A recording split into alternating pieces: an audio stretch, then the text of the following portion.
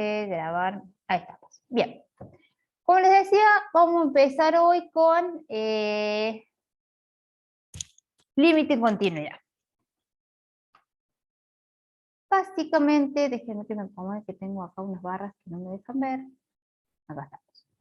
La definición de límite de una función, acuérdense que la diferencia que tenemos en análisis matemático 2 respecto de análisis 1, viene dada que nosotros tenemos dos variables independientes, ¿sí? Nos podemos mover en el rango de las X, nos podemos mover en el rango de las Y. Por ende, la definición de una función, la definición del límite, perdón, de una función de dos variables, tiene en consideración justamente, ¿sí?, estas dos variables independientes. En este caso, esto lo tienen que ver en el teórico, y de dónde viene lo ven en el teórico, pero básicamente es el límite para el par ordenado de x, y que tiende a x0 y 0 de mi función f de x, y es igual a L. Si, solo si, el módulo de la función menos L está dentro de un épsilon, siendo un delta S mayor que 0, ¿sí? Tiene que haber un incremento de la función que sea positivo, ¿sí?, y menor a un delta. Justamente el delta S es el incremento que sufre la función. Es el punto x menos x0 y el punto y menos y0. ¿Sí? Es el delta en x y el delta en y que ha sufrido esa función. Dice, no es sencillo asegurar la existencia del límite en funciones de dos variables, ya que aún aplicando la definición del procedimiento suele ser complicado. Como existen infinitas trayectorias para que el par ordenado XY tienda a X0 y 0, utilizaremos algunas de ellas para demostrar la no existencia del límite. Bla, bla, bla, bla, bla, bla. Vamos a un ejercicio que es más fácil de ver. El ejercicio les dice, definir el límite para cuando X e Y tienden a 0, 0 de la siguiente función. Z, f de en función de x y de y, es igual al cociente entre x menos y sobre x más y. Para poder tomar límite, nosotros, déjenme que haga un grafiquito acá, en análisis 1, ¿sí?, si nosotros teníamos, voy a buscar un punto ciego, si nosotros tomamos un punto, ¿sí?, de coordenadas X al cual quisiéramos tomarle límite, ¿sí?, estoy hablando de análisis 1, nos podíamos acercar de izquierda a derecha o de derecha a izquierda. Esa era la única manera nosotros que podíamos tomar límite, ¿sí?, en análisis 1. Por eso es que nosotros nos centrábamos en encontrar siempre el valor de ese límite. En análisis 2, lo que vamos a centrarnos es en decir el límite no exista, ¿sí? Es en negar que el límite exista, asegurarnos de que el límite no exista, a diferencia de análisis 1, en donde necesitamos encontrar el valor de ese límite. Si estábamos frente a una indeterminación, la levantábamos, la salvábamos y encontramos el límite. En análisis 2 no. Por eso es que existen distintos métodos para poder decir que el límite no exista. El primer método que vamos a tomar es el método del límite doble. El límite doble es decir, me acerco al punto en particular, tanto desde X como desde Y. ¿Sí? Y decir, me acerco desde X como me acerco desde Y, básicamente es tomar todas las direcciones posibles, ¿sí?, para poder decidir que ese límite no exista.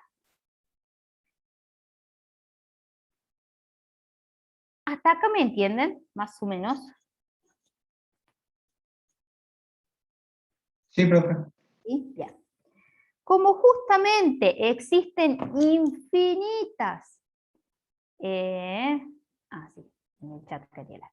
Como justamente existen infinitos caminos para poder tomar límite de ese punto en particular de coordenadas X e Y, que inclusive, voy a borrar y voy a volver a hacer un dibujito nuevo, inclusive ese punto no hace falta, en ese caso puse en X porque era el ejemplo de análisis 1. Pero si nosotros queremos tomar límite de un punto específico, por ejemplo allí, ¿sí? Nos vamos a mover en X, nos movemos en X, nos movemos en Y, uy, me salió torcido, nos movemos en Y, nos movemos en Y, o nos podemos mover en un determinado ángulo. Entonces, como existen infinitas trayectorias para poder llegar a ese límite, es que en análisis 2 nunca vamos a poder decir con certeza de que el límite existe y sea un valor. Como les decía, vamos a tomar distintos métodos. El método del límite doble indica que vamos a tomar de manera simultánea los límites, es decir, nos vamos a acercar a este punto tanto por X como por Y, ¿sí? Entonces, esto y esto no puede ser, porque de manera vertical, ¿sí? Decimos que nos acercamos solamente por X, perdón, nos acercamos solamente por Y. Déjenme que trace acá una recta más o menos, entonces X quiere mantenerse constante. Mientras que si nos acercamos de izquierda a derecha solamente, o de derecha a izquierda, estamos tomando solamente el límite, nos estamos acercando solamente el límite en X, dejando ahí constante. Ese límite se llama límite sucesivo. El resto, ¿sí? Cuando nos acercamos por ambas variables, corresponde al límite doble. Si nosotros tomamos límite doble, quiere decir que tomamos el límite de las dos variables al mismo tiempo. Por ende, lo que vamos a hacer es justamente reemplazar esos valores del par ordenado característico o crítico que queremos evaluar en la función. Y en este caso nos da una indeterminación. En análisis 1 nosotros nos hubiésemos centrado en levantar esa indeterminación. Pero en análisis 2 no nos importa. ¿Por qué? Porque nosotros queremos decir que el límite no exista. La indeterminación no me define nada. Es una indeterminación. No me define ni que exista ni que no exista. Pero en vez de centrarme en este límite doble y levantarme la indeterminación, paso al método siguiente, que es el método sucesivo. El límite sucesivo es esto que les decía. Dejo por un lado constante ahí y me acerco por X, ¿sí? Entonces, si yo dejo constante ahí y me acerco por X, entonces tomo el límite para cuando X tiende a 0 de esta función. Si me acerco a X que tiende a 0 de esta función, vengo y reemplazo. Y esto me va a quedar el cociente de menos y sobre y. El cociente de menos y sobre y es menos 1. Y entonces el límite de para cuando y tiende a 0 de menos 1 me da menos 1. Acá yo le hubiese agregado un pasito más. Esto que le estoy diciendo, el menos 1. Entonces quiere decir que si yo me acerqué primero a este punto por X y después me acerqué por Y, dice que yo llego a L que vale menos 1. Pero necesito saber que eso se corrobore si yo tomo otro camino. Es decir, dejo constante a X, me acerco por Y, entonces al acercarme por Y digo, el límite de Y que tiende a 0 del cociente de la función, reemplazo acá, esto me queda X menos 0 sobre X más 0, me queda X sobre X. Y X sobre X es 1. Entonces el límite para cuando X tiende a 0 de 1 es 1. Y, oh casualidad, es decir que si yo me acerco primero por X, después por Y, llego al punto L que es menos 1. Si yo me acerco por Y primero y después por X, llego al punto L que se llama 1. Es decir, llego a puntos distintos. Por ende, me está diciendo que el límite no existe para esta función. Son valores distintos, el límite no existe. Con este método, yo llegué al punto que yo quería. Decir que el límite no existe. O mejor dicho, que el límite no existe. ¿Se entiende por qué no me centré en levantar esta indeterminación? Porque directamente pasé a otro método y el otro método llegué al objetivo que quería. Decir que el límite no existe. Existe un tercer método también para corroborar que el límite no exista. En este caso es el método radial, ¿sí? Este particularmente es el de haz de rectas. El de haz de rectas lo que hace es pasar por ese punto infinitas rectas. Déjenme que escriba acá con otro color. Hace pasar por ese punto, o hace tender, ¿sí? Infinitas rectas. De tal manera que obviamente todas estas rectas tienen pendiente distinta.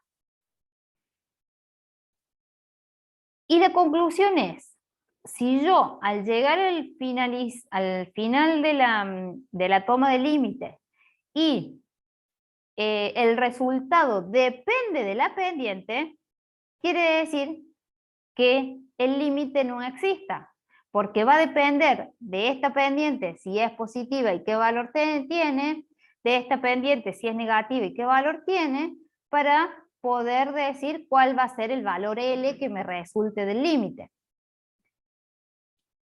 Ese es el método de las de rectas. Otra forma puede ser tomar una parábola, ¿sí? Puedo tomar cualquier tipo de gráfica que pase por ese punto en particular. Micaela me pregunta, dice, en el límite sucesivo de cuando x tiende a 0, ¿cómo llegó a -1? ¿Es porque el coeficiente de y es 1? Claro, para mí acá falta un pasito. Déjenme que borre todo, no borro nada. Porque en realidad yo, antes de tomar este límite, yo resuelvo este cociente. Y este cociente es, esta y con esta y se me simplifican y me queda -1. Y entonces ahora sí tomo límite. El límite para cuando y tiende a 0 de -1. Y entonces el valor es -1, ¿sí? Porque no hay acá. Lo mismo hago acá. Esto con esto se me simplifica y esto me da 1. Y entonces tomo ahora el límite. El límite para cuando x tiende a 0 de 1 es igual a 1. ¿Se entendió mejor ahí, Micaela? Buenísimo. Es como que sí, le faltaría un pasito a la filmina en realidad. Bien. Si yo hice el límite doble, no llegué a ninguna conclusión. Hice el límite sucesivo y llegué a esta conclusión, listo, acá freno, porque el objetivo es decir que el límite no exista. Y con este método lo cumplí. Pero les enseño el otro, ¿no? El más común, como les decía, el límite radial consiste en tender distintas gráficas, una recta, una parábola, una función cúbica, una función puede ser trigonométrica, la función que se les ocurra, ¿sí? Hacerla pasar o tender por ese punto. La más común es la del haz de recta. En este caso, básicamente, el haz de recta es la función y igual, está completo también acá, x menos x0, si esto sigue así, para el año que viene voy a tener que modificar esta fórmula, más y menos y0. ¿Sí? Es la ecuación. Está pasándose ¿cómo se llama? El grupo WhatsApp. Es la ecuación de la recta que pasa por dos puntos. Perdón, me equivoco. Esto es y menos y0 igual al producto de x menos x0 por m. Si yo digo que el límite es para el punto x0 y 0 que tienden a 0, 0, entonces esto me da 0 y esto me da 0 y por eso me queda esta ecuación y igual a m por x, ¿sí? Se me va, entonces me queda m por x. Si el punto no fuese 0, 0, tienen que reemplazar obviamente por el valor que corresponde.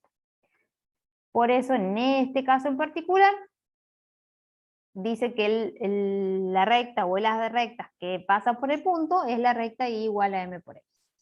Entonces, ¿qué hago? Reemplazo y dejo todo en función de una sola variable. Digo que y es igual a m por x.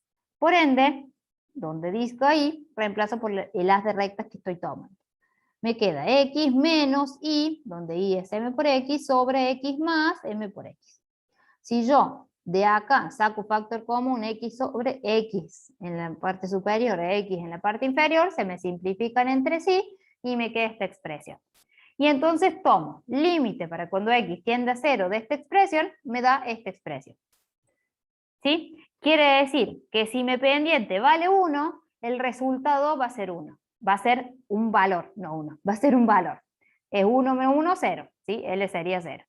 Si mi pendiente vale 2, acá me quedaría 1 menos 2 menos 1 sobre 1 más 2, que es 1/3.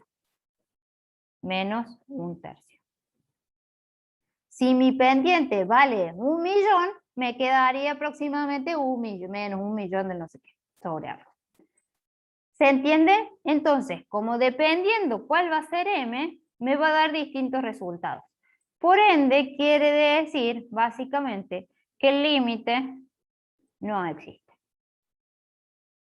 Entonces, con este método no conseguí nada. Con este método definí que el límite no existe, que es mi objetivo. Puedo parar acá. Si no, sigo con el de haz de rectas. Y obviamente en este caso reconfirmaría que el límite no existe. Si el haz de rectas no me dice que el límite no exista, bueno, entonces debería seguir. Vamos a ver otros ejemplos. ¿Se entendió este ejercicio en particular?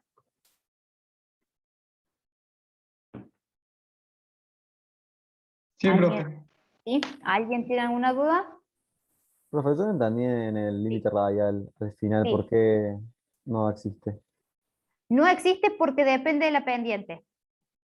O sea, la Si a pendiente vos te va queda, variando. claro, si a vos te queda que el resultado es dependiente de la pendiente, entonces quiere decir que si vos tiras una recta cuya pendiente es 1, te va a dar un valor. Si tiras una recta cuya pendiente es 2, te va a dar otro valor. Entonces, llegas a límites distintos, que es lo que dice acá, ¿no? Claro, Llegaste a bien. límites distintos y entonces el límite no existe, porque toma límite y uno se va por un lado, otro se va por el otro, entonces quiere decir que el valor, la función en ese punto no existe. Perfecto, gracias. ¿Se entendió? Buenísimo. ¿Cómo tendría que quedar el límite radial para que exista? Por ejemplo, igual a 1. Por ejemplo. Y eso me diría que no depende de m, el resultado no te da en función de m, y entonces quiere decir que el límite podría llegar a existir. Yo no entendí por qué pasamos de x a 1 sobre m. Ah, porque sacamos factor, Franco me pregunta, dice que no entiende cómo pasamos de acá a acá. De acá sacamos factor común x. Y de acá sacamos factor común x. Y entonces esta x con esta x se me va y me quedo dentro del factor común 1 menos m y 1 más m, que es lo que está acá. ¿Se entendió, Franco, un poquito mejor? Genial. Bien, entonces básicamente es límite doble, me acerco por los dos lados a la misma vez. Límite sucesivo, con este generalmente nunca voy a llegar a un resultado, pero a veces puede llegar a tener. Límite sucesivo, me acerco por x, después por y viceversa. Si estos límites son iguales, puedo decir que el límite podría llegar a existir, pero no estoy seguro. Si son distintos, genial, porque es lo que yo quiero. Decir que el límite no existe. Límite radial, en este caso es haz de rectas, hago pasar por el punto en particular un haz de rectas, ¿sí? Si el resultado depende de m, el límite no existe. Caso contrario, puedo llegar a decir que el límite existe. Vamos a ver otro ejemplo. Dice, definir el límite para cuando x e y tienden a 1, 2 de la siguiente función. El cociente de 3 menos x más y sobre 4 más 2 menos y. Primer método, límite doble. Si yo aplico límite doble, es decir, me acerco tanto por x como por y a este par ordenado 1, 2, vengo y reemplazo. Resuelvo, 4 sobre 4, resuelvo, me da 1. Quiere decir, hasta el momento, que el límite podría existir y podría llegar a ser 1. El problema es que en análisis 2 dijimos que queremos decir que el límite no existe, porque en realidad nunca vamos a estar seguros, porque existen tantas trayectorias infinitas para tomar límite que nunca vamos a poder resolver todas. Entonces, como me dio este valor, no puedo tomar ninguna resolución. Sigo el método siguiente. Límite sucesivo. Me acerco por X primero, me queda esta expresión, que si la resuelvo me queda esta expresión, y ahora me acerco por Y. Me acerco por Y y llego al límite L que me da otro. Pero me falta ver de la otra forma, es decir, me acerco primero por Y, resuelvo, me queda esta expresión, que si la reacomodo y la resuelvo me queda esto, y ahora sí tomo límite para cuando X tiende a 1. Resuelvo y me da 1. Y oh casualidad, el resultado entre estos dos, aparte de ser iguales entre sí, es igual al del límite doble. Entonces, hasta el momento, la conclusión sería, puedo llegar a decir que el límite existe y podría ser 1, pero no estoy segura. Y nunca voy a estar. Como no llegué a la conclusión que quiero, sigo por el límite siguiente, por el método siguiente. El límite radial, fíjense que acá el par ordenado no es 0, 0, por eso la ecuación no es y igual a m por x, sino que la ecuación va a ser de haber reemplazado x0 y 0 por 1 y 2. Y de acá, de la ecuación de una recta que pasa por un punto, resuelvo y me queda esta expresión. Igual a m por x menos m más 2. Es decir, que dentro de mi función, yo ahora tengo que dejar todo expresado en función de x. De tal manera que me voy a acercar a la función por x tendiendo a la misma con esa serie de rectas.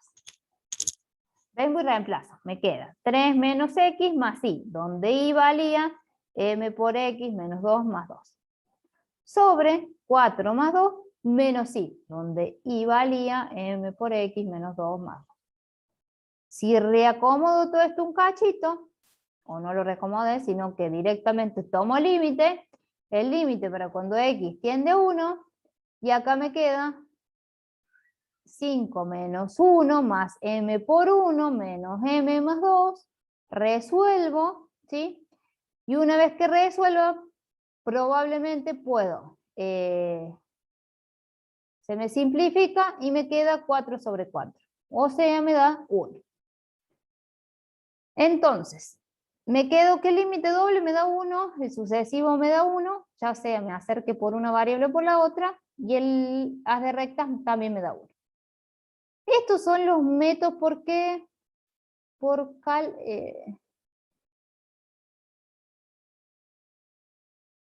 ¿cómo es? ¿Por cuál debe ser? ¿Por cuál expresión reemplazo y? No, por esta expresión reemplacé y. Por esta expresión. Por y, que viene de haber, déjenme que escriba. Yo tengo que la ecuación de una recta que pasa por un punto es y menos y0 igual a x menos x0, todo eso por m. En el ejercicio anterior, la recta me quedó igual a m por x. ¿Por qué?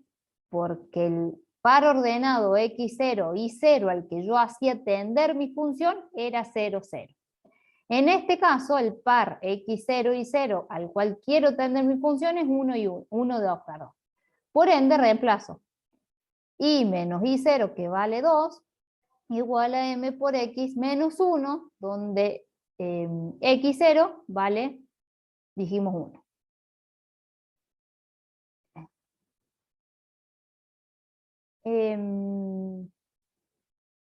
Esperen, pensé que era Micaela. ¿Se entendió, Micaela? O sea, y después acá reemplazo por toda esta expresión, ¿no? Fíjate que me queda toda la expresión. Y es igual a toda esa expresión. Y acá x toda esa expresión. Y este me dice, entre los dos últimos pasos del límite radial sacó factor común x. Entre los dos últimos pasos, o sea, de acá, déjenme que borre, de acá, para acá en realidad lo que hago es lo siguiente. Puedo sacar factor común o dejarlo como está. Déjenme ver qué se hizo acá. Sí, el primero lo resolvió. Entonces me queda el límite de para cuando x tiende a 1 de la expresión siguiente. Esto es, 3 más 2 me da 5. Menos X más, y puedo hacer, por ejemplo, M por X menos 1. Todo eso sobre, resuelvo acá, esto me quedaría 4 menos 2, ¿sí? Porque tengo un signo acá. 4 menos 2 me da 2.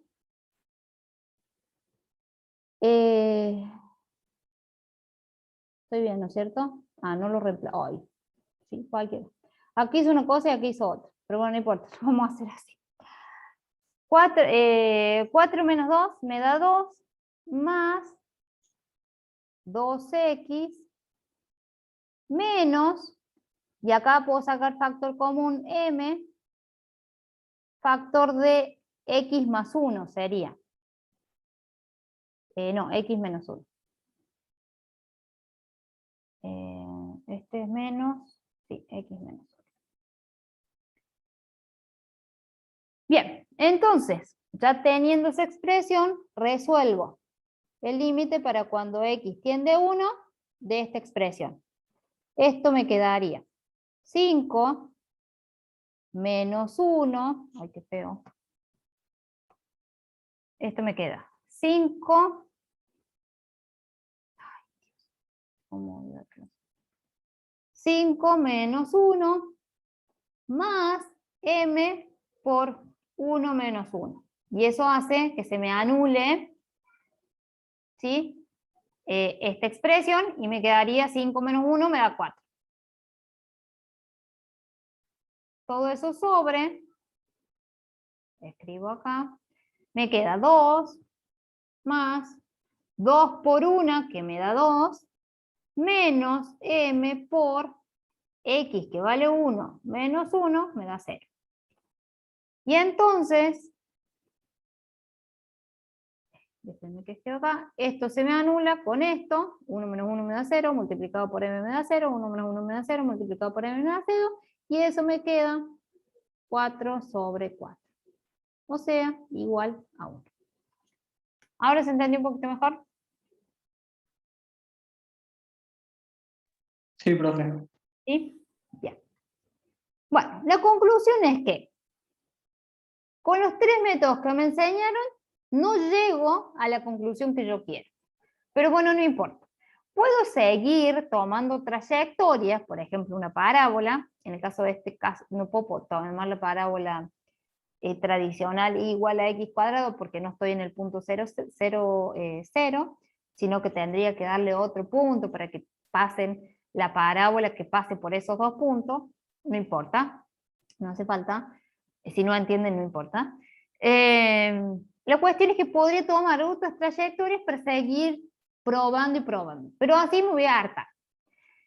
Entonces, básicamente, por ejemplo, en un examen, mientras ustedes tomen límite doble, límite sucesivo y el haz de rectas, y lleguen a la conclusión, o no lleguen a la conclusión que querramos, que es decir, que el límite no exista, no importa. Vamos a decir, de acá, viendo que esto me da 1, esto me da 1, esto me da 1, aparentemente, la conclusión sería, aparentemente el límite existe y podría llegar a ser 1, pero no estamos seguros. ¿Se entendió? Profe, Sí. o sea que en un examen, en un parcial, digamos, nosotros tendremos que utilizar los 3 métodos. Los 3 métodos, sí, los 3 métodos. Si vos solamente me haces el límite doble y llegas a 1 y no puedes hacer ninguna conjetura. Si haces el límite sucesivo y también llegas a 1, y bueno, pero también te señalas de recta. Entonces, básicamente planteando estos 3 resultados, puedes llegar, estos 3 métodos, puedes llegar a las 2 conclusiones. O que el límite no exista, o que probablemente exista, pero que no estoy segura. ¿Se entendió? Sí, profe. Sí, profe. ¿Sí? Buenísimo. Utilizamos los 3 métodos si en los 2 primeros nos da iguales, porque si en los 2 primeros nos da diferente, lo dejamos al profe. Si, exactamente. Si les da iguales, hagan los 3 métodos. Si les da con este no van a llegar a ningún conclusión. Pero si hacen este, y a su vez hacen este, y entre estos dos son valores distintos, como fue el ejercicio que vimos anterior, listo, paran ahí. Porque con eso ya es suficiente para decir que el límite no existe. Buenísimo. Déjenme ver si no había... Ah, continuidad. Dice, sea la función z igual a f de xy definida en un dominio D que pasa por un punto P0 de x0 e y0, es un punto de acumulación del dominio. Decimos que dicha función es continua en este punto si se verifica que el límite del par ordenado a x0 que tiende del par ordenado xy que tiende a x0 y 0 de la función sea igual a la función evaluada en el punto. Esto incluye tres condiciones: de que el límite exista para cuando ese punto x0, x e y tienda a x0 y 0, que la función esté definida en ese punto y que el límite de la función sea igual al valor tomado de la función en ese punto. Eso es lo que dice la continuidad, ¿sí? Tengo que el límite existe en ese punto, que la función existe en ese punto y a su vez que esos dos sean iguales. Esas son las tres condiciones para que una función sea continua. A una función continua dice, en cada punto de un dominio se le llama continua en ese dominio. Si la igualdad no se cumple en algún punto de ese dominio, esto se le llama punto de discontinuidad de la función. Si no existe la función, la discontinuidad se denomina esencial. Si existe el límite doble, pero la función no es continua, entonces la discontinuidad es evitable. Esta discontinuidad evitable se puede evitar. Esta discontinuidad evitable se puede evitar transformando la función en continuidad, refiriéndola a donde la función un valor límite de ese punto. Bien. La cuestión es que ustedes tienen que corroborar tres cosas: que el límite exista, que la función existe en ese punto y que esas dos sean iguales. Caso contrario, existe una discontinuidad. Vamos a un ejercicio. Dice, analizar la continuidad de una función en el punto 0, 0. Para analizarla, dijimos que la función existir en ese punto. Si la reemplazo, tengo una indeterminación. Quiere decir que la función no existe en ese punto. Por ende, ya estoy definiendo que la función no es continua en ese rango de dominio. Dice, como no está definida, entonces la función es discontinua. Ahora lo que quiero ver es si la discontinuidad es evitable. Cuando yo calculo ese límite, para eso calculo el límite. Cuando calculo el límite de ese par ordenado que tiende a 0, 0, veo que hay una indeterminación. Para mí esto está mal, pero bueno. Tendría que revisar esto. Que exista una indeterminación no quiere decir que el límite no exista. Necesito levantar esa indeterminación para poder definir. Estas firmas están hechas de hace mucho, está mal. Si yo, fíjense que este ejercicio es el mismo que vimos al principio, ¿sí? Es la misma función en el punto 0, 0. Que si volvemos arriba, es este. En el límite doble nos daba esta indeterminación. No puedo decir nada. En el límite sucesivo, acuérdense que nos daba distinto, ¿sí? Por ende, ya en este punto decíamos que el límite no existía. Básicamente lo que tendría que estar acá es el límite sucesivo, ¿sí? Como en el límite sucesivo los valores me dan distintos, ya puedo decir que el límite no existe. Y entonces, como el límite no exista, esa discontinuidad es inevitable. Si el límite existe, la discontinuidad es evitable, ¿sí? Quiere decir que se puede evitar la misma. Básicamente eso sería. Bueno, tiene una guía con poquitos ejercicios porque es un tema no muy asiduo en la parte práctica, que quede bien en claro, ¿sí? En la teórica es otra cosa. Yo siempre que hablo es respecto a la parte práctica. Por eso es generalmente ejercicios de límite y continuidad no se toman muy frecuentemente, pero tienen que saber. ¿Se entendió o hay algo que les haya quedado medio volado en el tintero? No, Yo profe, no, por el momento porque no.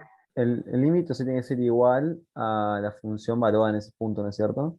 Para que la función sea continua, Claro, sí. puede ser continua. Pero nos ha dicho que, bueno, que nunca vamos a saber si el límite es como existe en ese punto o cómo es. Pues, o puede tener varias soluciones. Claro, en realidad es, si la función existe en ese punto, si el límite existe, sería en el sentido de que vos hiciste los tres métodos y los tres métodos te dieron iguales, podés llegar a decir que el límite probablemente exista. Y a su vez, entonces, ya con el hecho de corroborar de que la función y el límite son iguales entre sí, ya no hay duda de que la función sea continua. ¿Se entiende? Claro, pero o sea, si nos dan los tres iguales, los tres métodos, ya estamos seguros que el límite va a ser ese. O bueno, o por lo menos para decir que es continua. Por lo menos para decir que es continua, comparándola con la función valuada en el punto. Ok, perfecto. Siempre comparándola con la función valuada en el punto. No, tiene que ser igual. Bien. Claro, si no ya ahí no, es otra vez cualquier cosa. Va, no es cualquier cosa, es que continua. ¿Se entendió ahora un poquito mejor? Sí, sí, gracias. Es un tema aburrido para mí. Bien, eso por un lado. Ya tienen en el aula virtual la clase esta por si quieren repasarla y unos ejercicios de la guía. Micaela dice que levantó la mano, me parece que dice en algún lado. Sí, ¿O no? profe. Sí. Hola, buenas tardes. Yo le Bueno. quería consultar, cuando una vez que ya sabemos si es continuo, ahí quedaría, digamos, si definimos que hay continuidad en ese punto, porque son iguales tanto el evaluada la función como el límite, queda igual ahí. Exactamente, queda ahí. Con el haber confirmado por los tres métodos que el límite probablemente exista, con haber confirmado que la función existe en ese punto y a su vez comparar que esos dos valores sean iguales, digo que es continuo. Caso contrario, digo, si la función no existe en ese punto, veo la probabilidad de existencia del límite.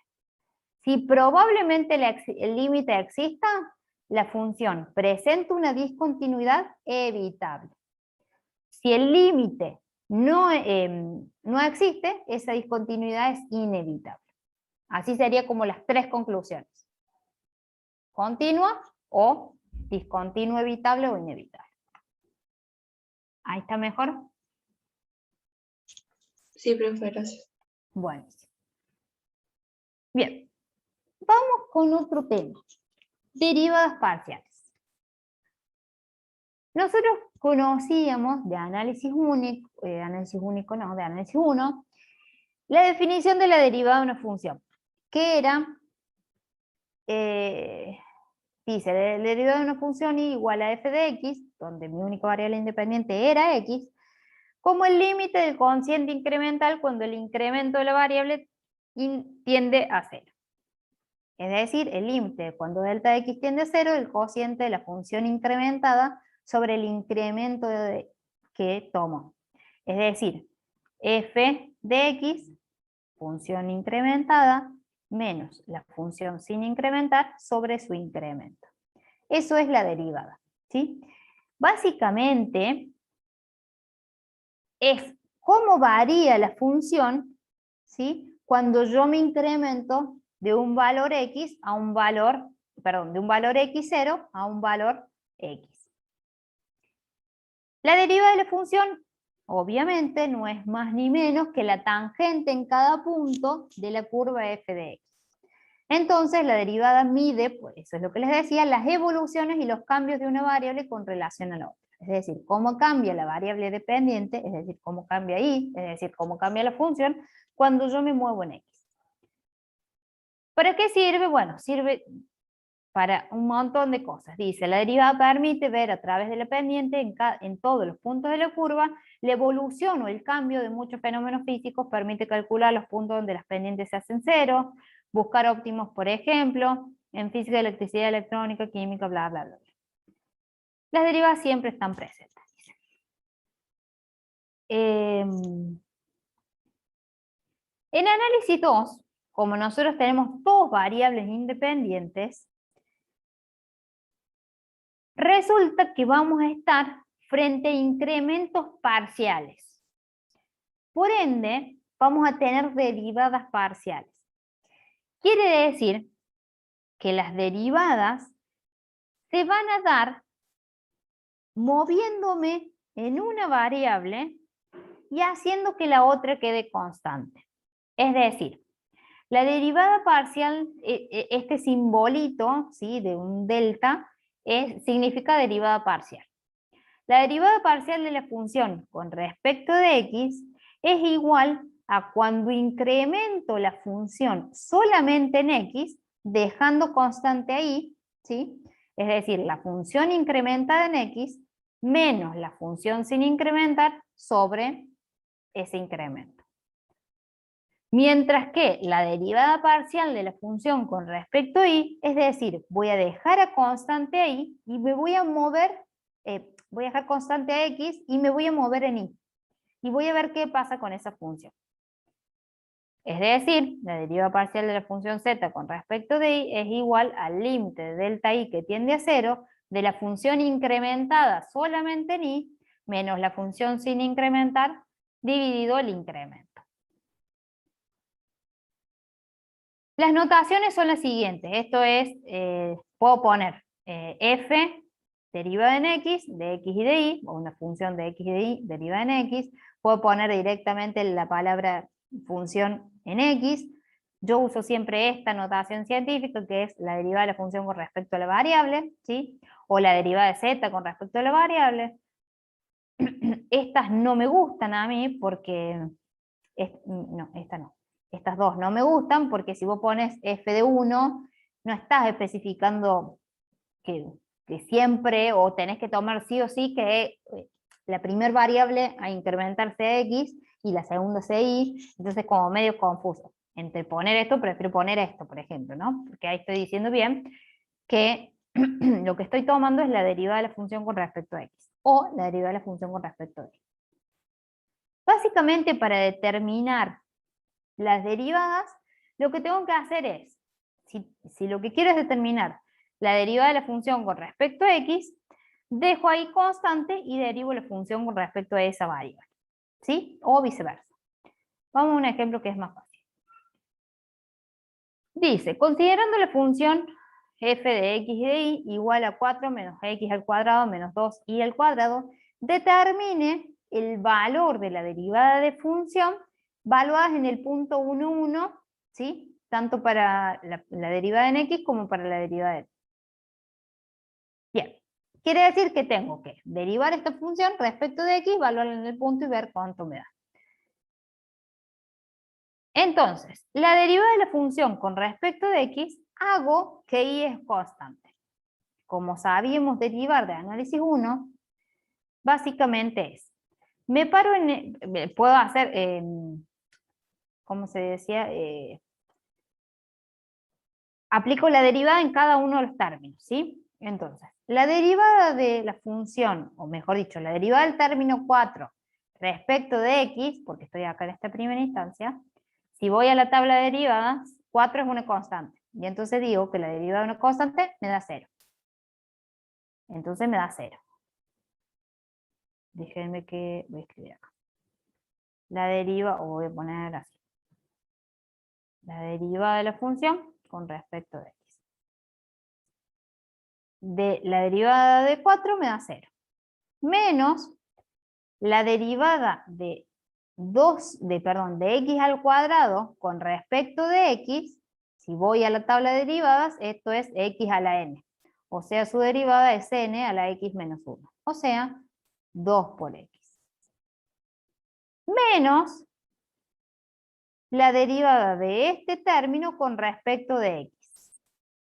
Como lo que yo dije es derivo respecto de x, y es constante. Por ende, acá si tuviese toda una constante, ¿sí? Y la derivada de una constante dijimos que es 0. Por eso es que la derivada de la función con respecto de x me queda menos 2x. Que si la evalúo en el punto, me da menos 2. Quiere decir, esta es la pendiente de la recta tangente en este punto, ¿sí?, de esta curva. ¿Hasta acá me siguen? Sí. Sí, profe. Perfecto. Vamos ahora a encontrar la derivada de la función parcial con respecto de y. Si voy a derivar a esto con respecto de y, me paro acá y derivo. La derivada de una constante es 0. Menos, me paro acá y voy a derivar esto con respecto de y. O sea, x es constante. Y la derivada de una constante es 0. O sea, en ese término me da 0. Y me paro acá y derivo esto con respecto de y. Y esto sería menos 2 por 2 a la por i a la n menos 1, o sea 1. Y esto me queda menos 4i.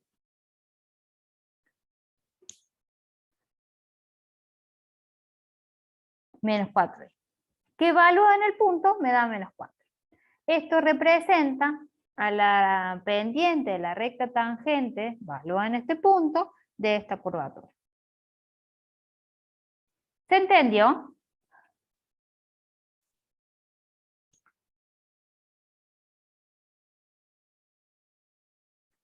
Los que ya vieron análisis es fácil. Los que es la primera vez por ahí cuesta un cachitín. Bien. Vamos a ir a esto.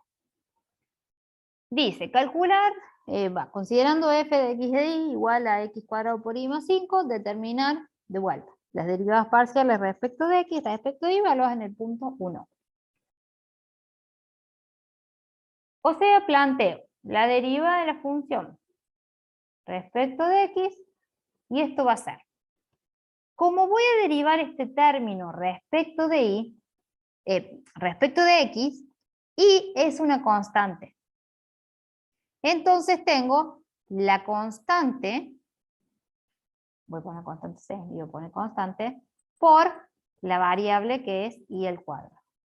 Y si voy a la tabla de derivadas, esto me queda la constante, o sea, y por la derivada, ¿sí?, de esto, que es 2x. Más la derivada de 5 respecto de lo que sea, me da 0. Y por eso me queda 2x por y. Ahora, si yo esto lo derivo con respecto de y, es decir, la derivada de la función respecto de y, esto me quedaría como, básicamente sería, la constante que es x al cuadrado por y. Por ende, su derivada es la constante, o sea, x al cuadrado. Por eso me da x al cuadrado. Si las evalúo en el punto, en este caso me da 2 y en este caso me da 1. ¿Se entendió?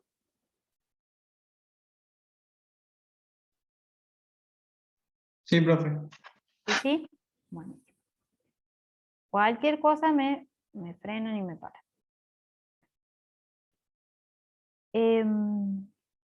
A ver qué hay acá. Bien. Este es un ejemplo más soncino, ¿sí? Vamos a ver esto. Dice. Déjame que busque acá. Sea la función f de x y de y igual al seno de x más el logaritmo natural de x por y a la menos 1, encontrar sus derivadas. La derivada de la función respecto de x, es decir, me paro en este término y derivo esto respecto de x. La derivada respecto de x, la derivada del seno es el coseno. Entonces me queda coseno de x. Más el logaritmo natural de x por y a la menos 1.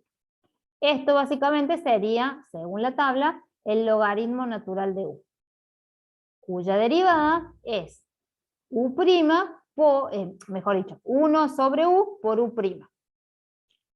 Entonces me queda 1 sobre x más y a la menos 1 por u'. Y la derivada de esto respecto de x es y a la menos 1. O sea, y a la menos 1. Si esto lo resuelvo, este término con este término se me simplifican y me queda 1 sobre. Ahora bien, si lo que quiero es encontrar la derivada de la función respecto de y, este término es 0, porque la derivada de una constante es 0, porque x es constante para esta circunstancia. Y acá me queda lo mismo, 1 sobre u por u', donde u', acuérdense, estamos derivando respecto de y. Entonces esto me quedaría 1 sobre x por i a la menos 1 por u'. Y u', o sea, la derivada de esto con respecto de y, es x, porque es mi constante, por la derivada de esto, menos 1 por i a la menos 2. Porque acuérdense que esto es n a la n menos 1. Menos 1 menos 1 me da menos 2. Y me queda esta expresión. Que este con este se me simplifican y puedo simplificar un exponente con el otro y me queda, si lo reacomodo, en vez de quedarme menos i a la menos 2, sería como menos 1 sobre. Perdón, i a la menos 1 me queda, ¿no? Me quedaría como menos 1 sobre. ¿Me siguieron? ¿Alguna duda?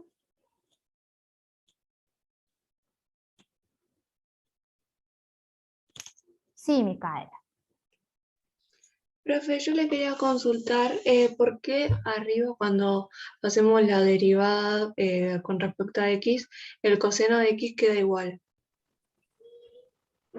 Porque en realidad estás haciendo la derivada del seno de x. Ah, Y la derivada del seno es coseno. sí, el coseno. Por eso es que, digamos, no queda igual, sino que queda la derivada de la función seno, que es coseno. ¿Esa es la pregunta? Sí, Bien. gracias. ¿Alguna otra duda? Es re importante que sepan derivar, porque si bien no es un tema así que yo les diga apliquen la derivada, es la base de ahora en adelante de todo el primer, no cuatrimestre, porque ustedes son cuatrimestrales, sino que es la base de todo el primer parcial. Bien, si no hay duda, vamos al siguiente. Dice, considerando la función f de x igual a x preguntaron en el cuadrado. chat, profe. Ah, perdón. Dice, yo no entiendo cómo hiciste para llegar al resultado de la segunda derivada. Sí, vamos al segundo derivada. Vamos a borrar. La derivada del seno de x con respecto de y me da 0. Eso estamos de acuerdo, ¿no? Porque esto es una constante respecto de y, y si voy a la tabla dice la derivada de una constante sola es 0. Ahora voy con esta. Básicamente esto sería el logaritmo natural de u. Que si voy a la tabla de derivadas, esto te dice que es 1 sobre u por u'. O sea, la derivada de esto respecto de y es igual a 1 sobre u, o sea, 1 sobre x por y a la menos 1, ¿sí? Esto es u, entonces 1 sobre u, por la derivada de esto con respecto de y estoy, ¿no? Entonces, esto sería tener a x que es constante, o sea, x, por la derivada, esto sería. Ay, ¿cómo me gustaría ser tan prolijo? Pero no puedo. Cuando tenga mucha plata me voy a comprar una computadora que pueda escribir. Esto es constante por i a la n. ¿Sí? Eso es lo que yo tengo que buscar ahí en la tabla de derivada. Entonces me queda, la derivada va a ser la constante, que es x, por i a la n, cuya derivada es n, o sea, menos 1, por i a la n menos 1. N vale menos 1. Menos 1 me da menos 2. Entonces, si yo reordeno todo esto, esto me va a quedar un menos adelante de x por i a la menos 2 sobre x por i a la menos 1. Y entonces, esta x con esta x se me simplifica. Y este exponente con este exponente se me simplifica. Y esto sería algo como, o sea, acá me queda nada, menos, ahí vamos con otro color que se ve más, menos i a la menos 1, ¿sí? Y acá resto, menos 2, menos 1 me queda menos 1. Que si esto lo reacomodo un cachito, sería nada más ni nada menos que menos 1 sobre i. Y es lo que dice acá. ¿Ahora está un cachito mejor, Jerónimo? Buenísimo.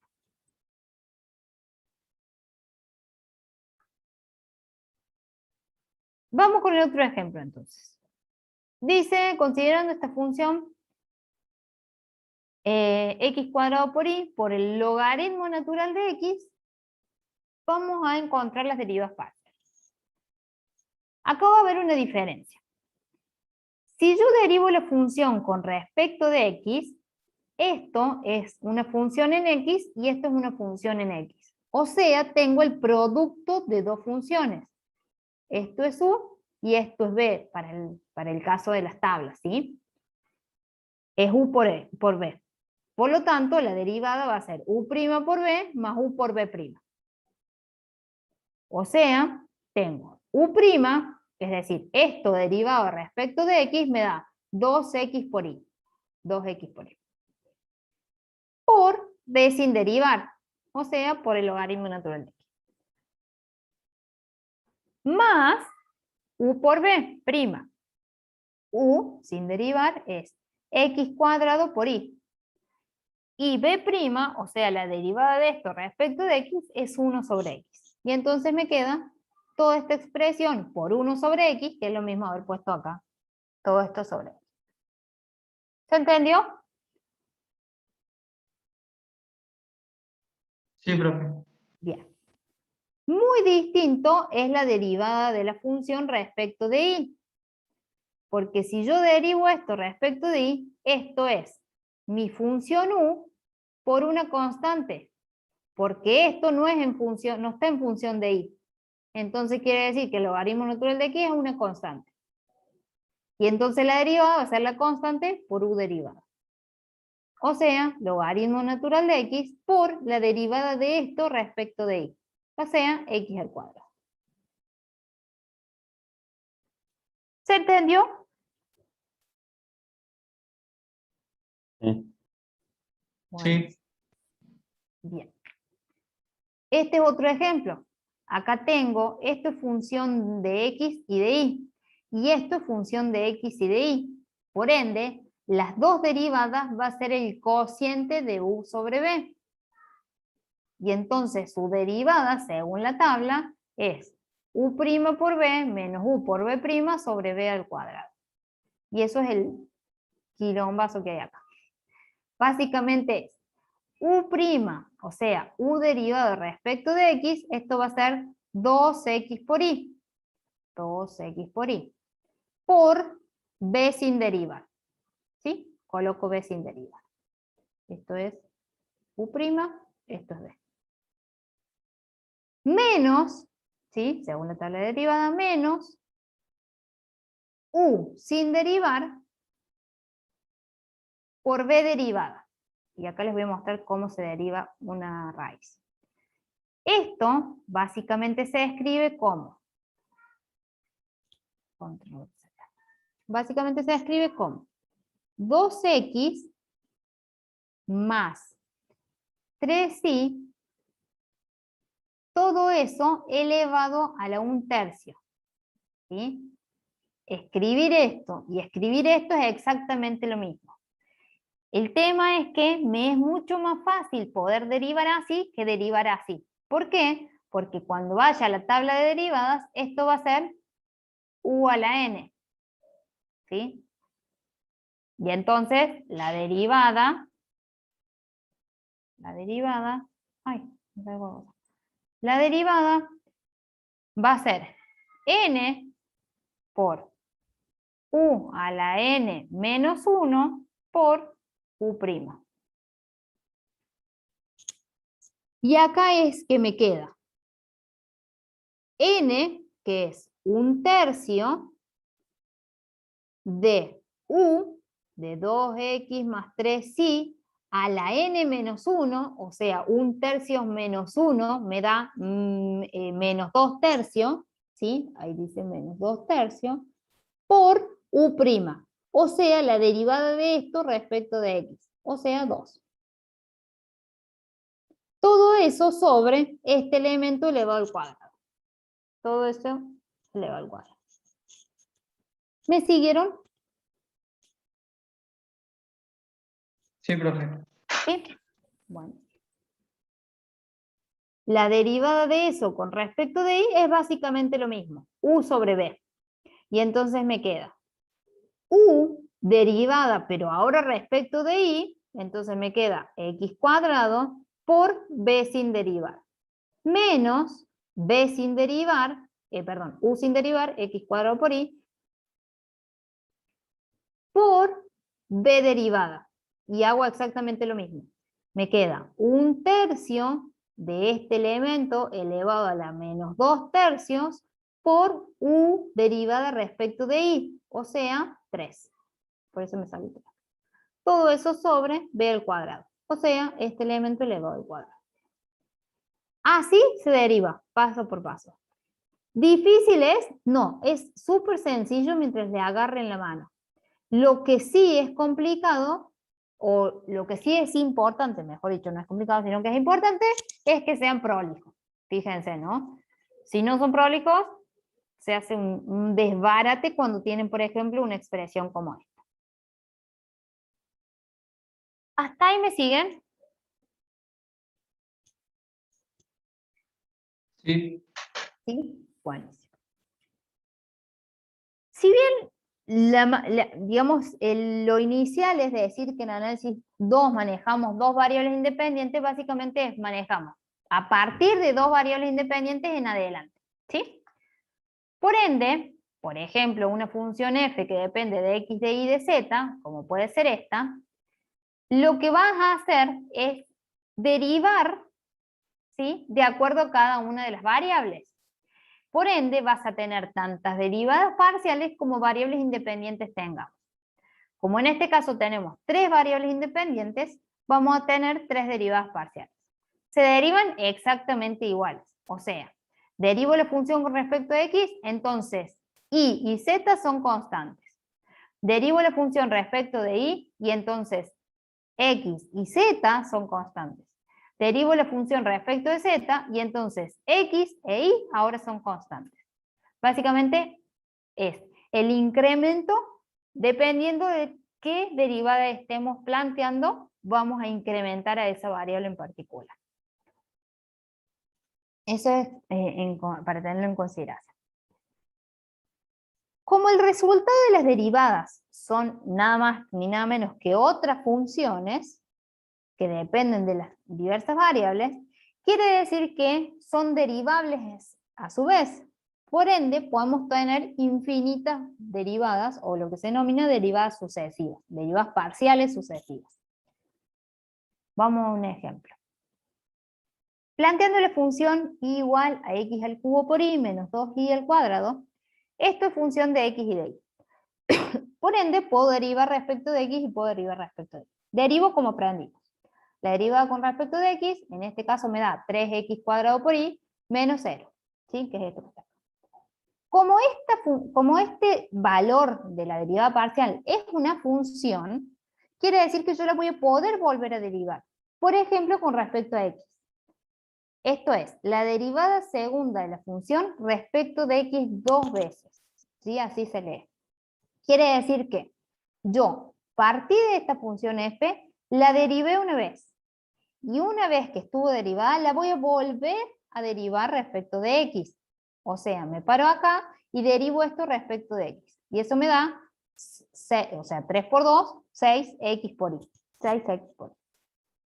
Como esto es otra función derivable, la voy a volver a derivar.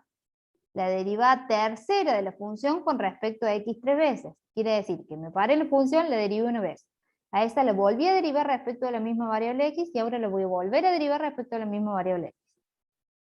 Y esto me da, la derivada de esto con respecto a x me da 6y. Podría volver a derivarlo con respecto a x una cuarta vez y ya ahí se me cancela, ¿sí? Me hace 0. Esto es una constante, la derivada de una constante se me hace 0. Por eso es que existen infinitas derivadas. Lo mismo puedo hacer con respecto de y.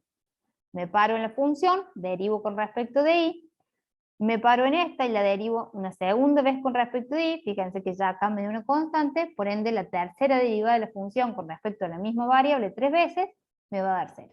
Listo, hasta ahí puedo derivar. O puedo pararme en la función, derivarla respecto de x, y ahora como esta función es función de x y de y, puedo volver a derivarla, pero en vez de derivarla respecto de x, la quiero derivar respecto de y. ¿Qué es lo que dice acá?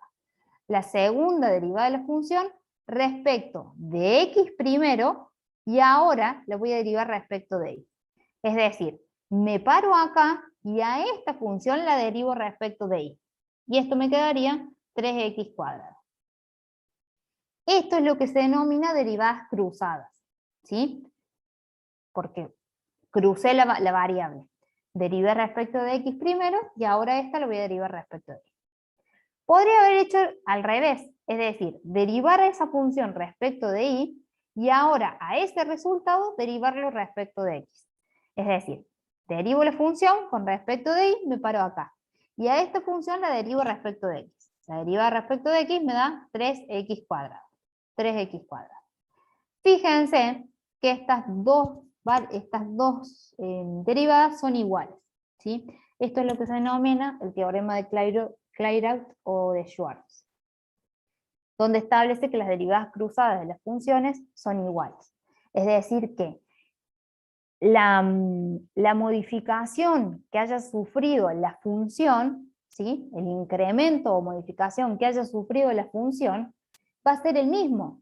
No importa si yo primero me acerqué por x y después por y, o lo hice al revés. Me acerqué por y y después por x. Voy a llegar a que la función se incrementó o se modificó de la misma manera. Si no son iguales, entonces hay algo que yo particularmente hice mal. Eso para que lo tengan en cuenta.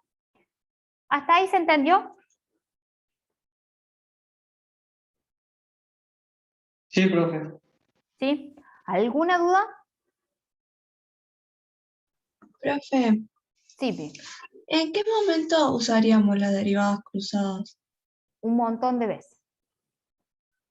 Ya vamos a llegar al momento. Ya lo vamos a ver. Pero Claro, básicamente, pero sí. si hacemos la derivada cruzada, no haríamos la que está al principio, por ejemplo, que es derivar con respecto a x hasta llegar a que no se puede derivar más. O sea, ¿eso sustituye a la derivada cruzada o no? No.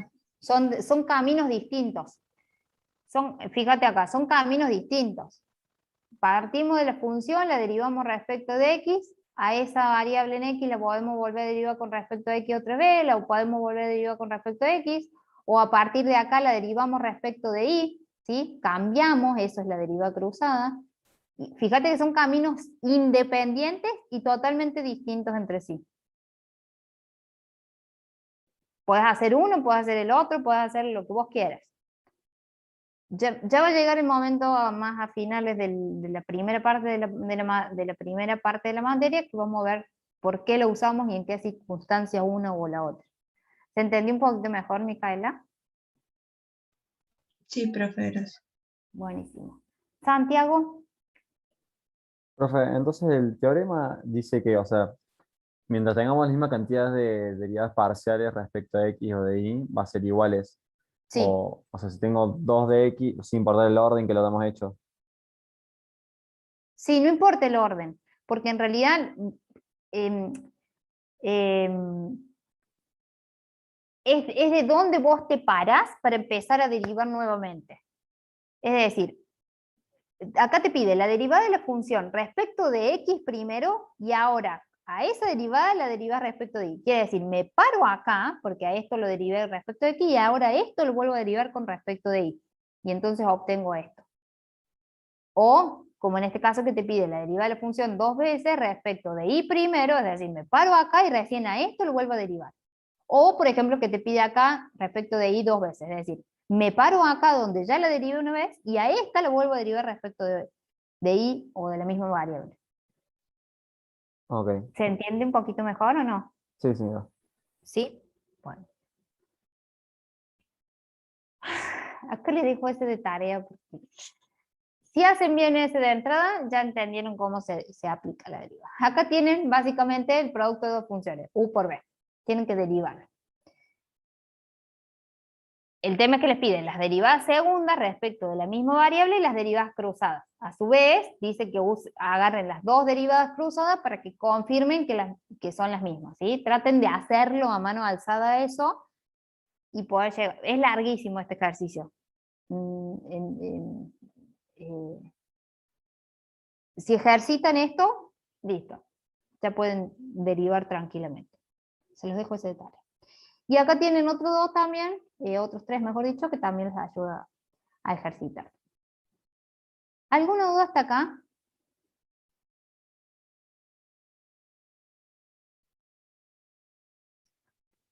No, profe. ¿No? Bueno. No, profe.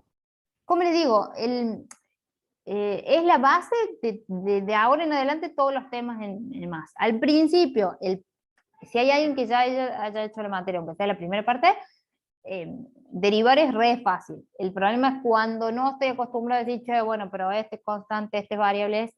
No es difícil, sino es ser prolijo a la hora de ubicarse. Bueno, ¿qué estoy haciendo? Derivado respecto de X, bueno, entonces Y es mi constante, y entonces veo por dónde voy y cómo tengo que derivar. ¿Tengo el producto de dos funciones respecto a las dos variables? Sí, bueno, ¿y qué es? ¿Qué no es? Así sucesivamente. Eso es lo único difícil, por así decirlo. Bien.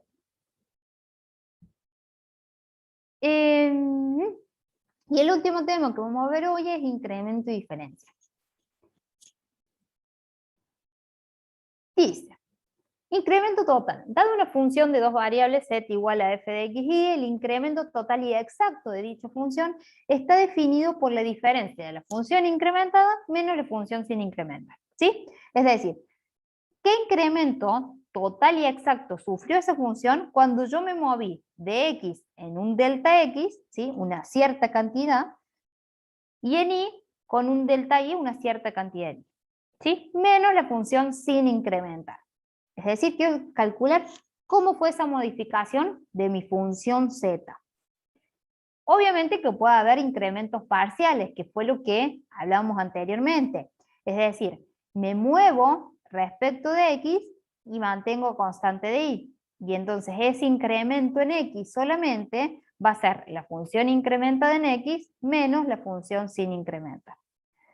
El incremento en y va a ser viceversa, es decir, me incremento solamente en y, me muevo solamente en y, dejando a x constante, y entonces ese incremento en la función z por haberme movido solamente en y es la función incrementada en y menos la función sin incrementa. Básicamente es decir, por ejemplo, ¿cuánto se incrementa la función z si yo me muevo desde el punto 10, 8, una 0,2 unidades en x y una 0,3 unidades en y? ¿Sí? ¿Cómo va a impactar en mi función final z? Básicamente, agarro la función, la aplico incrementada, es decir, de 10 me moví a 10.2, ¿sí? Y de 8 me moví a 8.3, ¿sí? Entonces veo cómo varía esta función incrementada respecto de la función original, que partió en 10 y 8 de coordenadas. Tomo la función 2 por x, donde inicialmente va a ser la función incrementada, es decir, 10 más 0,2, todo eso elevado al cuadrado, más 3 por y, donde y va a ser 8 más 0,3, es decir, la función incrementada, elevada al cuadrado, menos la función sin incrementar. O sea, 2 por 10 al cuadrado más 3 por 8 al cuadrado. Si resuelvo esto, esto me da 22,75. Quiere decir que si yo partí desde el par ordenado 10, 8, y me incrementé de 0,2 unidades en X, 0,3 unidades en Y, ese incremento que ha sufrido en Z va a ser de 22,75. Acá. Quiere decir que si yo partí de este punto, me incrementé una unidad en X, me incrementé una unidad en Y, ¿sí? Ese incremento en Z, delta Z, ¿sí? Ese incremento en mi función, es lo que se denomina incremento total. Existe otra herramienta que se llama, me cayó el auricular, existe otra herramienta que se llama diferencial total, que básicamente es una aproximación del incremento real de la función. El diferencial se define como la sumatoria de la derivada parcial de la función respecto de x por el diferencial de x más la derivada parcial de la función respecto de y por el diferencial de y. Ese diferencial total representa el cambio en altura del plano tangente, ¿sí? Acuérdense que las derivadas parciales son nada más ni nada menos que las rectas tangente a la curvatura z en el punto determinado, ¿sí? Por ende, si las derivadas parciales son las rectas tangentes, cuando estamos hablando en el plano, ¿sí? O en R3, esta sumatoria de rectas me describen a un plano, ¿sí? Un plano que va a ser tangente a la superficie en ese punto. Mientras que el delta z, que es el que veíamos anteriormente, representa el cambio de altura de esa superficie cuando me muevo en unos determinados valores de x y de y. El incremento total nos da un valor exacto de esa variación de la función, mientras que el diferencial nos da un valor aproximado. Pero entre ellos dos, justamente, hay una aproximación. Entonces, lo que vamos a hacer es usar a este diferencial para poder calcular de manera aproximada el incremento real de una función. ¿Hasta ahí alguna duda?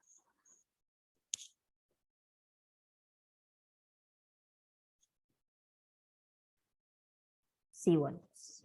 Dice, continuando con el ejemplo anterior, ahora lo que vamos a calcular es el diferencial de esa función, ¿sí? Recién calculamos el incremento total y exacto. Ahora vamos a calcular el diferencial, es decir, la aproximación de esa función para cuando yo me muevo un delta x y un delta y. Para ello, como me establece el delta x y el delta y en el que me voy a mover, voy a hacer una consideración, que el delta x es aproximadamente el diferencial de x y que el delta y va a ser aproximadamente el diferencial de y. Haciendo esas aproximaciones ya puedo usar la ecuación que representa al diferencial total de una función. Es decir, la derivada de la función respecto de x, me paro acá y derivo esto respecto de x, me da 4x por el diferencial de x, más la derivada parcial de la función con respecto de y, esto es 6y, por el diferencial de y. Si yo reemplazo x que valía 10 e y que valía 8 y los diferenciales respecto a los incrementos correspondientes, me va a dar que el diferencial de la función es 22,4. O sea, que el incremento real y exacto que sufrió la función fue de 22,75 unidades, mientras que la aproximación es de 22,4. La diferencia que hay entre ellos dos es de 0,35 unidades. Esa diferencia se llama infinitésimo de orden superior, ¿sí? Que es la desigualdad que existe entre haber yo definido la variación exacta que tuvo la función respecto a la aproximada que tomé cuando tomo el diferencial. ¿Hasta ahí se entiende? Sí, profe. ¿Sí? ¿Alguna duda? No. ¿no? Bueno. Diferencial de orden superior básicamente es muy parecido a lo de las derivadas, ¿sí? Así como existen derivadas sucesivas correspondientes, existen diferenciales sucesivos, ¿sí? O que se denominan de orden superior. Lo único que hay que considerar es que tomar ese diferencial con el concepto que implicaba, es decir, la derivada parcial de la función respecto a sus respectivos diferenciales, ahora lo tenemos que elevar al orden, ¿sí?, que vamos a aplicar. Si es de segundo orden, esto tenemos que hacer el cuadrado de un binomio. Si es de tercer orden, tenemos que hacer el cubo de un binomio. Si es de cuarto orden, ya lo tenemos que multiplicar, ¿sí?, dividir en 2 para hacer los cuadrados del gozo y así sucesivamente para poder resolver. No se utiliza mucho, pero ténganlo en consideración cómo se resuelve. Bien, vamos a lo fuerte. Es decir, que existe una manera mucho más rápida de poder definir cómo se va a mover o cómo reacciona la función cuando yo me muevo en X en Y. ¿Sí? Si yo me muevo, no me acuerdo si aquí son, sí, busco los incrementos reales. Si yo me muevo en X en Y, puedo obtener el incremento Z, o sea, el delta Z que ha sufrido mi función de manera real. El tema es que a veces se vuelve un poquito como más tedioso poder calcular. Por eso es que siempre tratamos de utilizar el diferencial, que es un cálculo aproximado, que es muy parecido, pero es aproximado. Por eso es que utilizamos el diferencial de la función para poder calcular errores, ¿sí?, para hacer el cálculo de errores. En este ejercicio les pide el incremento total y exacto al calcular el volumen de un paralelepípedo, ¿sí?, cuyas aristas son 1, 2 y 3, cuando se incrementan en 0, 1, 0, 1 y 0, 2. Como ya habíamos visto, el incremento total y exacto, les pide los incrementos parciales en primera instancia, ¿sí? Es decir, cuando A se mueve desde 1 hasta 0, 1 y nada más, cuando B se mueve desde 2 hasta 0, se incrementa en 0,1 unidades, y cuando C pasa de 3 y se incrementa en 0,2 unidades. Ahí están los incrementos parciales. La suma de todos esos incrementos me da 1,3. Si calculo el incremento total de una sola vez, me da 1,392. Es aproximadamente el mismo. Fíjense, les dice hallar el incremento y el diferencial de la siguiente función y comparar ambos resultados. Planteo la función, ¿sí? Calculo el incremento, es decir, la función incrementada menos la función sin incrementar. Fíjense que acá ya se me complica un poquito el cálculo, ¿sí? Tengo el cociente de dos variables, y entonces, bueno, es todo un desarrollo. La cuestión es que puedo llegar al incremento real que ha sufrido la función. Si esto lo hago de una manera mucho más simple, con el diferencial total, llego a este valor. La diferencia que existe entre estos dos es ese valor, que fíjense que es muy pequeño.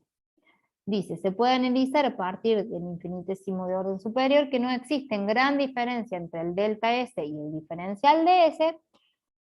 Por eso es que se utiliza este último para el cálculo de errores. Y acá viene un ejemplo. ¿Hasta acá me siguen? Sí, profe. ¿Tienen alguna duda? Por el momento no. No, bueno. Cualquier cosa me frenan, me avisan. Dice, aplicación de diferencial para el cálculo de errores. Dice, los catetos de un triángulo rectángulo midieron 3 y 4 metros respectivamente. El error de la medición fue de 0,1 metro en cada caso. Hallar, por un lado, el máximo error al calcular el área, por otro lado, el error aproximado al calcular la hipotenusa, y por otro lado, los errores porcentuales en ambos casos. Es decir, me dicen, che, hagamos un triángulo rectángulo y entonces para poder cortarlo, no sé, en una cartulina, para poder cortarlo yo medí con una regla que se ve más o menos 3 metros de base, 4 metros de altura. Bueno, con una regla no me alcanza, pero con una cinta métrica, con algo. 4 metros de altura, ¿sí? Y resulta que mi regla se ve más o menos, entonces sé que tiene un error de medición positivo de 0,1 metro. Entonces quieren decir que si yo voy a calcular el área de ese triángulo que acabo de construir con mi cartulina, voy a cometer un error, porque ya cometí un error en la medición de las longitudes de la base y de la altura, entonces obviamente va a repercutir en el área. El tema es, ¿cuál va a ser ese máximo error al calcular el área? Bueno, acá les da las fórmulas del área del triángulo rectángulo, hace por altura sobre 2, me da 6 metros, ¿sí? Si yo lo hago justo. Y en el caso de la hipotenusa, porque les pide el segundo, el error aproximado al calcular la hipotenusa, acuérdense que Pitágoras, la hipotenusa al cuadrado es la suma del cuadrado de los cátedros. Y eso me da 5 metros. Bien, vamos al primero que les pedí, el máximo error al calcular el área. Quiere decir que mi función va a ser el área, base por altura sobre 2. Por ende, el diferencial, como voy a aplicar, dice aplicación del diferencial para el cálculo de errores, directamente aplico diferencial. El diferencial va a ser la derivada de mi función, que en este caso es el área, respecto de la base, por el diferencial de x, más la derivada de la función respecto de la altura por el diferencial de y, ¿sí? Que es el diferencial de la altura. Fíjense que acá dice valores absolutos de eso. ¿Por qué son valores absolutos? Porque les pide específicamente el error máximo que puedo llegar a cometer al calcular el área. Y la única manera de tener error máximo es tomando el valor absoluto de cada una de las partes. Ya les voy a dar otro ejemplo. Bien, entonces digo, la derivada de la función respecto del área, la derivada del área respecto de x, es decir, me paro acá y derivo esto respecto de x y esto me da y sobre 2, por el diferencial de x. Más la derivada del área respecto de y, esto me da x sobre 2 por el diferencial de y. No hago ni nada más ni nada menos que reemplazar. Y era 4 sobre 2 por diferencial de x, que era 0,1, más 3 sobre 2 por el diferencial de y, que era 0,1. Y eso dice que yo cometo un error de 0,35, o sea, el error máximo que puedo cometer es de 0,35 metros cuadrados en el cálculo del área por haber medido mal la base o la altura. ¿Hasta acá se entiende?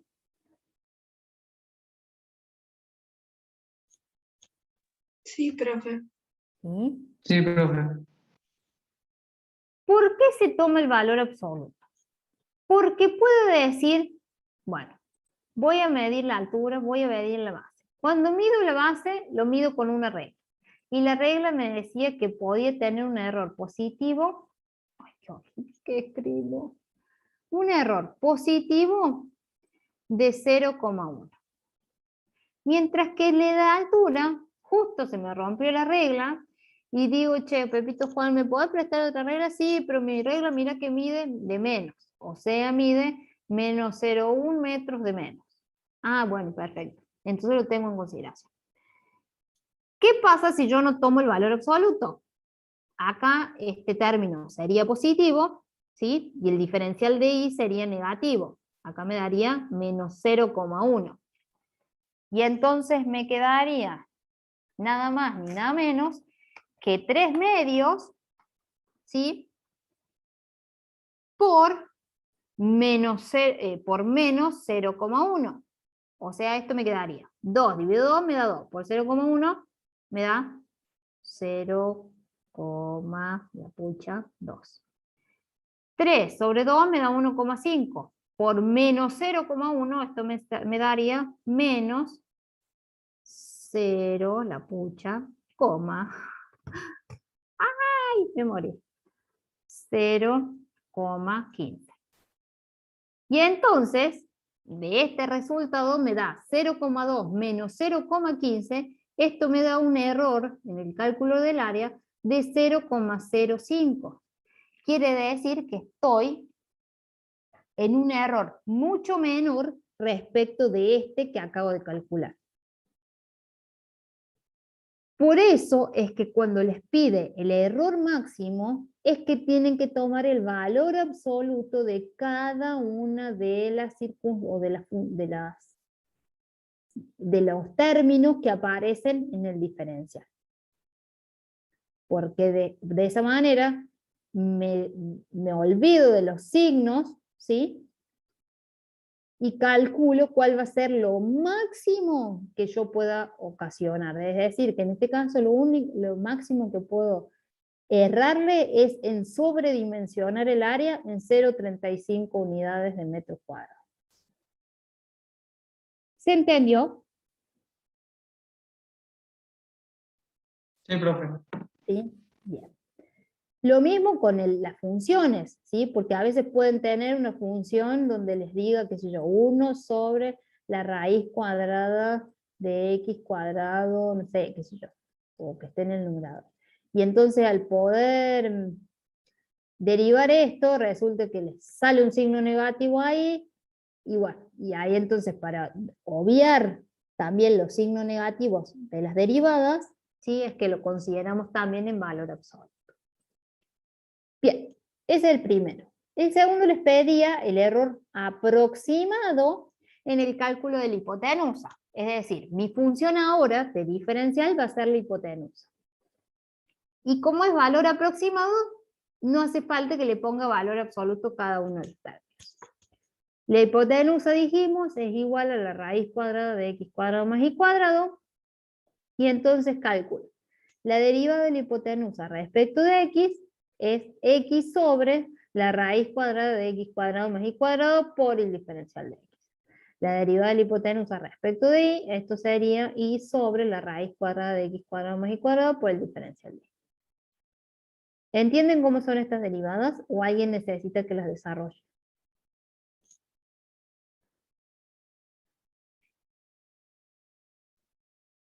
¿No? No, profe, la entendí.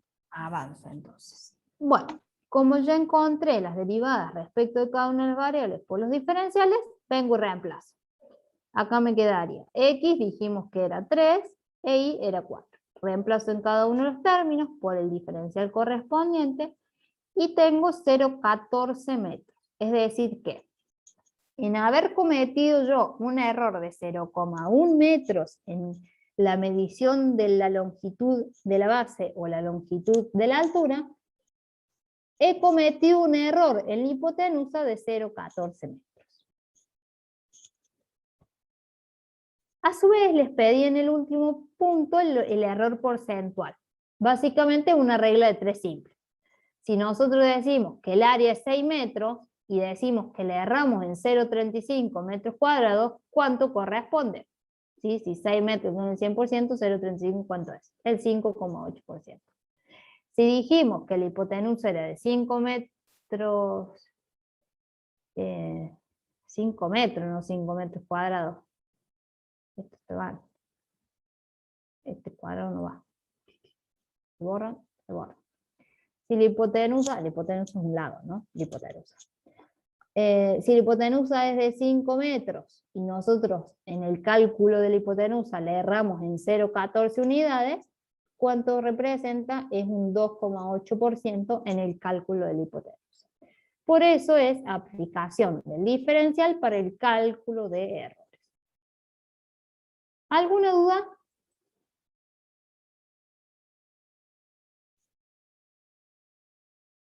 ¿No? Bien. Por ahora no, profe. Por ahora, eso. Por ahora no.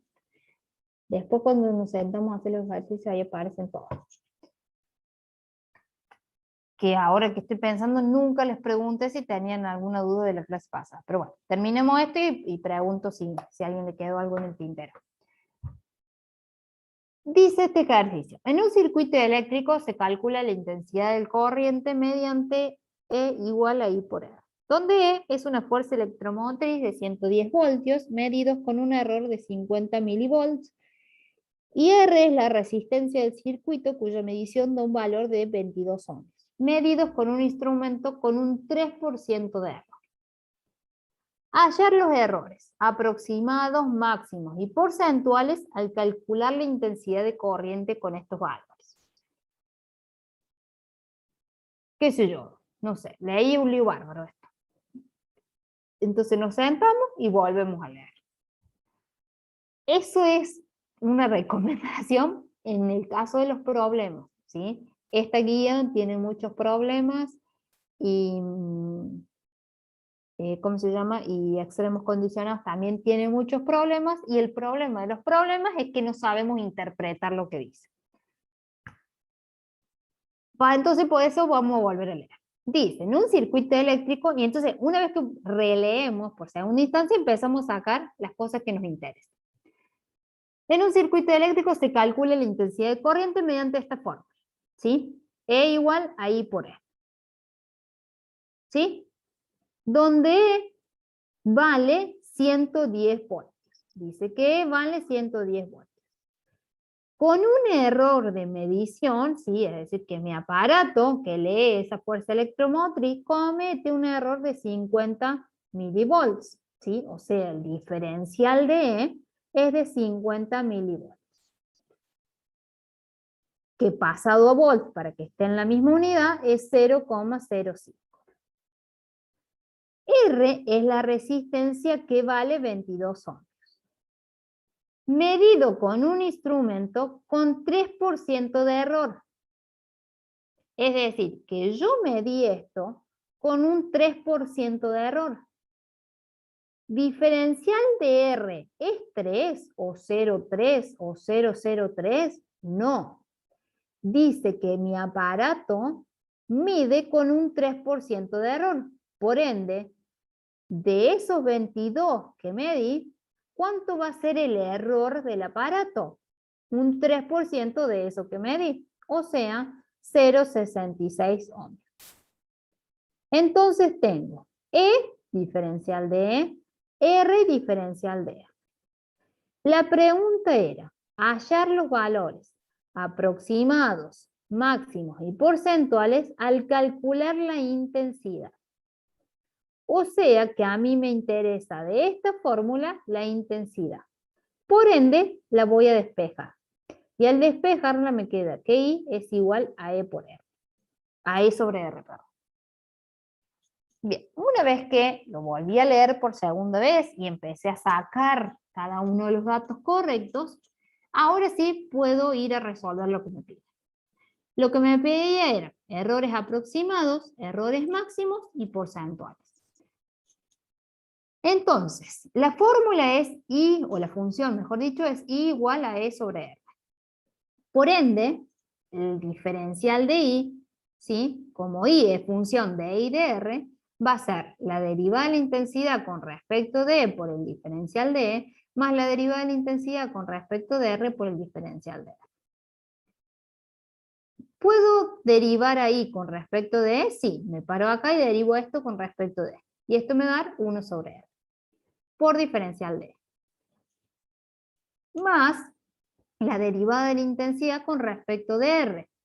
Es decir, me paro acá y derivo esto respecto de R. Esto sería como tener E por R a la menos 1. Por ende, su derivada es menos E sobre R a la 2 por el diferencial de R. Como me pedía inicialmente el error aproximado, listo, tal como está ese diferencial, vengo y reemplazo. Donde hice R, lo calculo por lo reemplazo por el valor de la resistencia que me dio. Donde dice diferencial de E, lo reemplazo por el diferencial correspondiente, menos E, 110 volts, sobre R al cuadrado por el diferencial de E. Resuelvo todo esto y me dice que comete un error en el cálculo de la intensidad de 0,148 amperes. Es decir, estoy subdimensionando, ¿sí? Es decir, estoy calculando de menos la intensidad de acuerdo a a lo establecido como el error aproximado en el cálculo de la misma. Como les pedí, el error máximo también es esto mismo, pero con el valor absoluto de cada uno de los términos.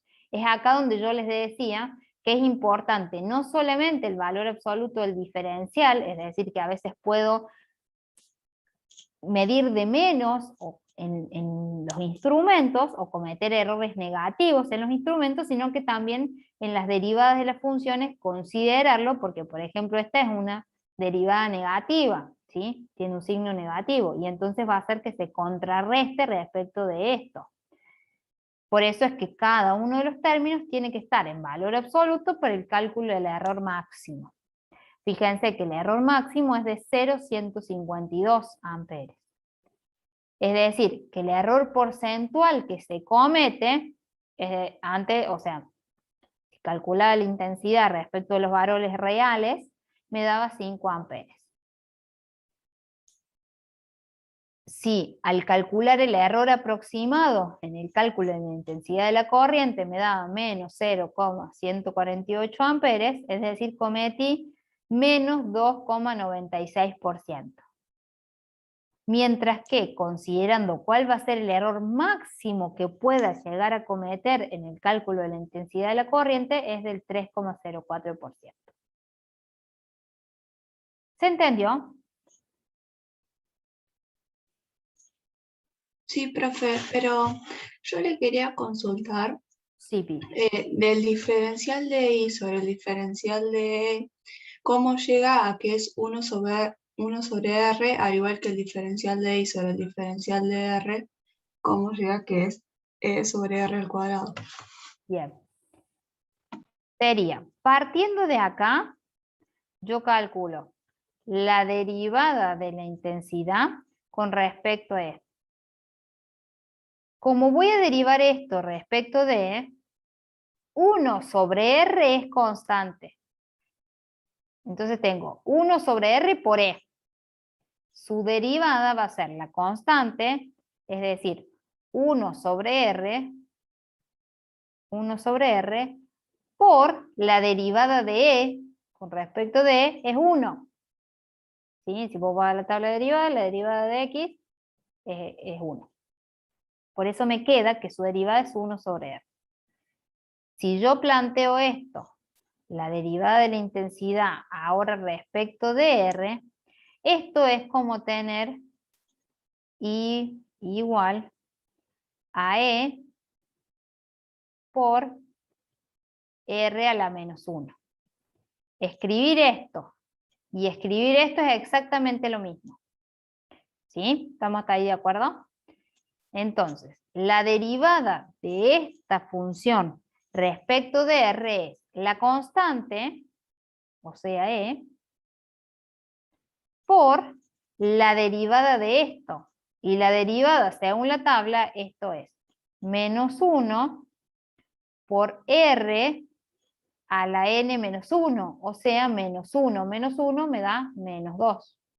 Que si lo reacomodo un cachito, esto me queda como menos E sobre R al cuadrado. Ay, no me salió el 2. Sobre R al cuadrado. Ahora sí, ¿esa era la duda?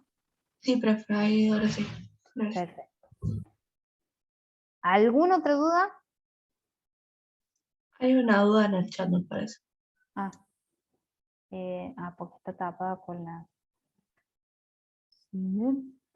¿Por qué en el error aproximado el diferencial de R es negativo? Ya lo acabo de responder. Justo la respuesta. Por esto. Por eso es que es importante que en el caso del error máximo cometido, ¿sí? El error máximo te dice que no solamente lo estás sobredimensionando al error, ¿sí? Puede ser positivo o negativo, justamente estás tomando el valor absoluto, sino que es lo máximo que podés llegar a cometer error. Por eso es que es importante que en el error del cálculo máximo todos los términos del diferencial estén en valor absoluto, porque no solamente el error en la medición puede ser negativo, sino que también puede ser por la expresión que tenga la función, también puede ser negativo. Por ejemplo, en este caso, ¿sí? Que es negativo por la expresión o la forma que tiene esa función. Básicamente, déjenme que busque acá, no quiere decir que el error aproximado sí o sí esté subdimensionado. A ver, en este caso el error aproximado quiere decir que estoy subdimensionando la intensidad de la corriente. Eso sí es real. El error máximo, acá estoy diciendo que puedo cometer un error del 3% en el cálculo de la corriente en intensidad, que puede ser positivo o puede ser negativo. Puede ser que la esté aumentando o que la esté disminuyendo, ¿sí? En este caso no sé si es positivo o es negativo porque estoy tomando el máximo error que yo puedo cometer.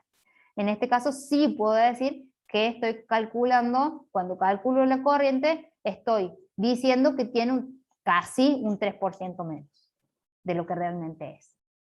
Ese es el error que puedo llegar a cometer. ¿Hasta ahí se entendió?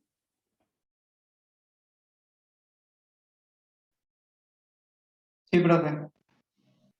Este ejercicio se los voy a dejar para que lo vean, lo analicen, porque tiene una cosa en particular que le voy a preguntar la clase que viene y quiero que me digan por qué. De hecho creo que... no estaba acá. Pero plantéenselo, tienen todo un gráfico, tienen ahí cuál es la función que tienen que aplicar, re fácil. Tienen que aplicar el diferencial, ¿sí? Fíjense que en este caso, la función la función es la aplicación o la medición de uno de los lados de un triángulo oblicuo-ángulo, ¿sí? Y por eso utilizamos el teorema del coseno, que está constituido por variables x e y alfa, es decir, por dos lados y un ángulo. Es decir, son tres variables independientes, x, y alfa. Por ende, la constitución del diferencial va a tener tres partes, es decir, respecto a cada una de las variables independientes. Acá hay una cosa que ustedes tienen que hacer, y quiero que en la clase que viene me contesten por qué se tiene que hacer eso. Y acá tienen dos ejercicios más que no son de la guía, o no, es uno más nada más, que creo que no está en la guía. ¿Sí? Trato de que siempre acá haya un ejercicio distinto a los de la guía. Para que haga. Tiene un montón. Tienen que repetir cada una de las filminas. Después de repetir cada una de las filminas, se sientan y hacen los últimos ejercicios. Y después que hagan los últimos ejercicios, hacen todos los ejercicios de la guía. Tienen muchísimo para hacer en 2 semanas, porque la semana que viene no es feriado. ¿Tienen alguna duda? No por ahora, profe. Buenísimo. Ya les subí todo el material, creo que esta tarde. Y bueno, y como les digo siempre, la única manera de poder aprobar esta materia es que la lleven al día y que hagan la máxima cantidad de ejercicios posibles. Cuando hagan la máxima cantidad de ejercicios posibles, ahí van a estar listos para poder rendir el parcial correctamente. Profe, Sí, Pi. cuando dice la máxima cantidad de ejercicios posibles, debería ser los de la diapositiva y los de la guía, todos, o algo más de algún libro. No, o con algo. eso es suficiente. Si quieren ustedes usar algún otro libro, no hay problema. Hay uno que creo que se lo dije la vez pasada, el de García Venturini, está muy bueno porque es para ingeniería. Tiene, ¿cómo se llama? La guía del ingeniero Ayasa también, ¿sí? Que también, capaz que si hay alguien que lo está recursando la materia y han utilizado esa guía, también la pueden hacer. El tema es que la guía que yo les planteo es una guía cortita, entonces es como fácil de poder resolverla en su totalidad. Para mí, ¿con qué? Se sienten y rehagan los ejercicios de las filminas, pensando ustedes y reconfirmando con las filminas. Hagan los ejercicios que se piden como extra y hagan los de la guía que yo les pongo, para mí eso es suficiente. Si no, pueden complementar con lo que ustedes quieran. pero yo considero que eso es suficiente. ¿Alguna otra duda? Yo